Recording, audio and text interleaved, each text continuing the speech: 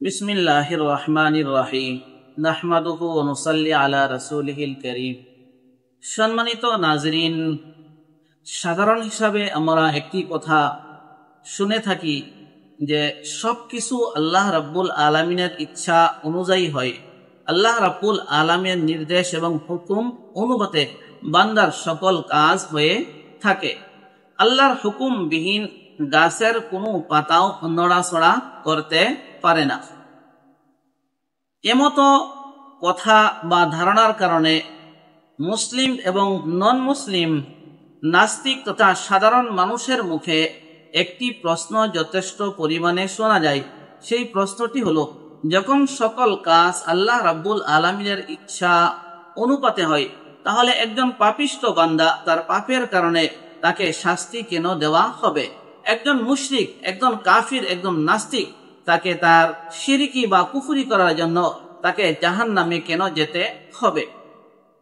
এই বিষয়ে প্রথমে আমাদের জানা দরকার যে পবিত্র কুরআনে কারীমের মাঝে এবং হাদিসের মাঝে এমতো কিছু আয়াত এবং হাদিস সমূহ রয়েছে যার সঠিক ব্যাখ্যা না জানার কারণে এমতো প্রশ্ন হয়ে থাকে।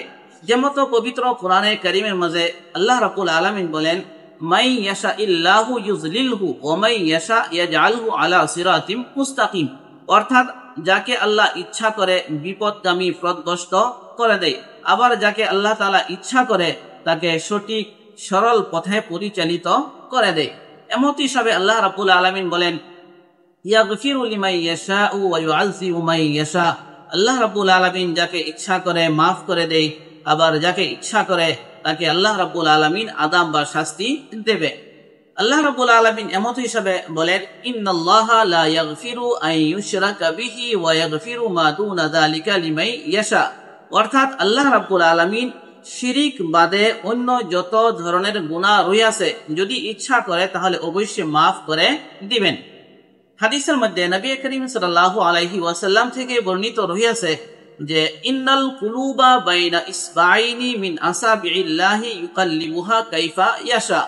অর্থাৎ মানুষের দিল বা অন্তর মহান আল্লাহ রাব্বুল আলামিনের দুই আঙ্গুলের মাঝে রয়েছে। আল্লাহ রাব্বুল আলামিন যেমত হিসাবে ইচ্ছা করে তেমত হিসাবে পরিবর্তন করে থাকে।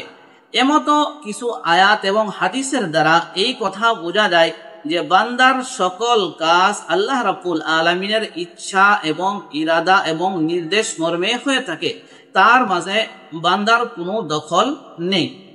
এমতো ধারণা বা প্রশ্নের সমাধানের ক্ষেত্রে সর্বপ্রথম আমরা পবিত্র কুরআনে কারীমের দিকে দৃষ্টিপাত করি।